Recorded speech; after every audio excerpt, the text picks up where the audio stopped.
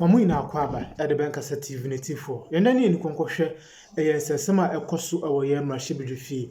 Native for one MPB friend Hassan Ayariga, native for he's involved in a serious accident. And yasam Ketua or a crying Ashaiman Full. And the car with V8 GN 7616 and it's for a new serious accident. No, I yasam Ketua. Now, I saw one person in the vehicle now when you have serious injuries. I him say Hassan Ayariga Kassan and you injuries way, and I say the driver and you injury. It's for on top speed pan or moko away Ashaiman Quantimpon so. I tell Muko share one ambulance cab so this speed ever. Oh, be a wuna a ambulance I didn't echo. No more Saka Minue a crash here for this accident in a buy. You know, there is a famous Supreme Court ruling with regards to similar case where people were brought into Ghana. Then the members went to the Getmo 2. Then they went back to the Supreme Court. There was a ruling on it. The minister responsible for foreign affairs must come and brief the House. Is it that he has agreed this agreement to be able to get back or reverse the 5 years visa waiver for us? So the minister responsible for foreign affairs must brief us. We listened to His Excellency the President of the Republic, and he gave us, things that he wanted to do with regards to the Galamsey, and then the CSOs were engaged. But if we can get the minister responsible for lands and natural resources to give us an update on Galamsey. It is a serious issue. It has affected a lot of people now. People are giving birth to deformed children. There are forms some particles, some chemicals in our water and other things. It's terrible, Majority Leader. So if we can get, even though the President has briefed the CSOs, but if members of Parliament, because we represent our constituencies ask us questions pertaining what is happening on the Galamsey. And if the minister responsible for lands and natural resources brief us on this issue, I think we will be okay with that. I thank you, Majority Leader. Yes, Leader. Right Honorable Speaker,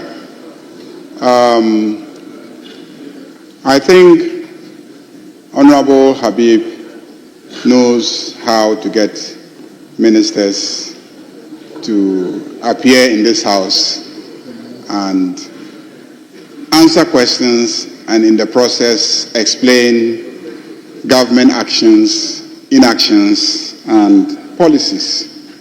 So please, you have not asked a question of the Minister for Foreign Affairs. I urge you to ask a question. It could be an urgent question, and being a senior member of this House, the Minister will be invited to answer your questions.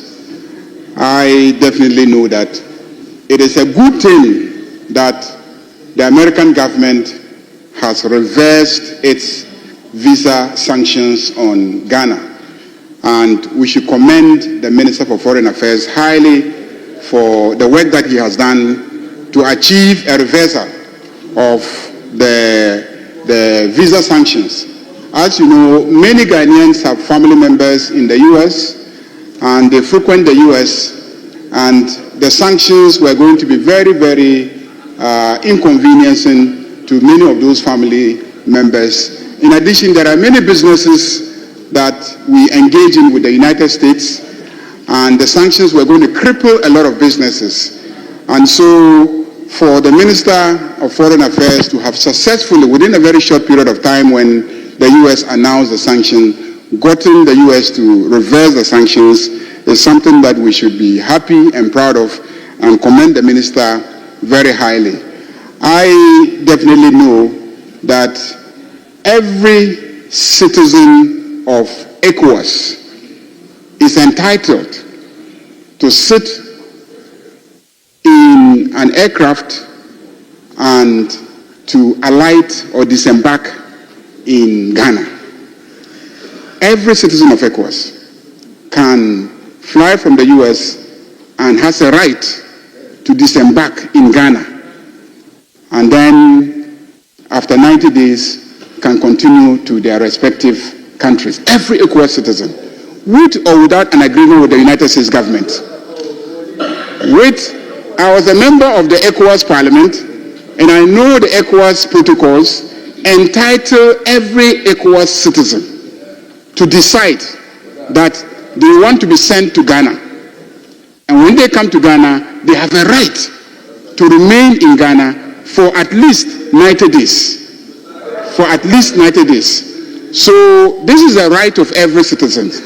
And so any agreement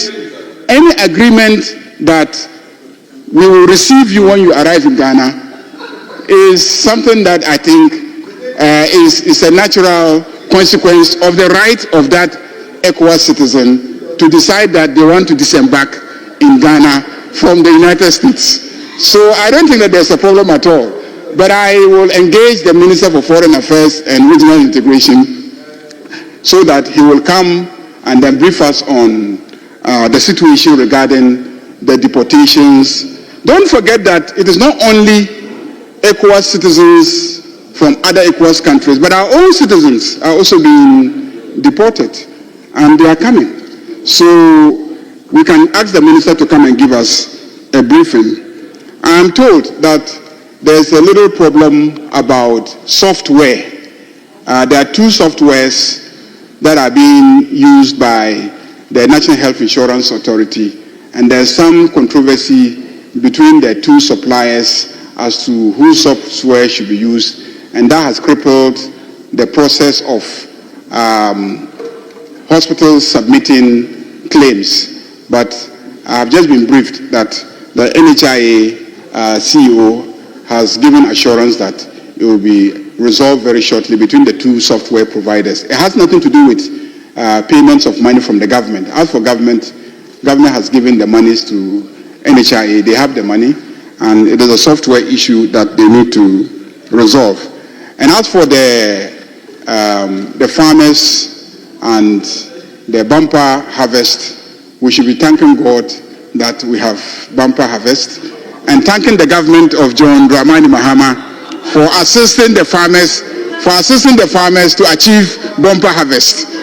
A lot of things go into bumper harvest: fertilizers, inputs, and then a sound economy that enables farming and encourages farming.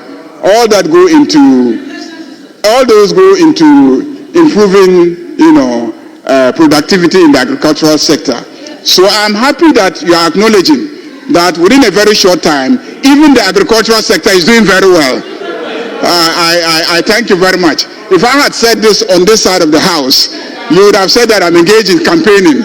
But you have admitted that agricultural sector is doing very well, and that it is going to positively impact on food inflation in the coming months.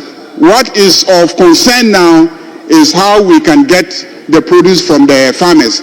I can assure you that I was in cabinet when the president directed the Minister of Finance to make money available to buffer stock so that they can buy the produce from the farmers. So I'm very sure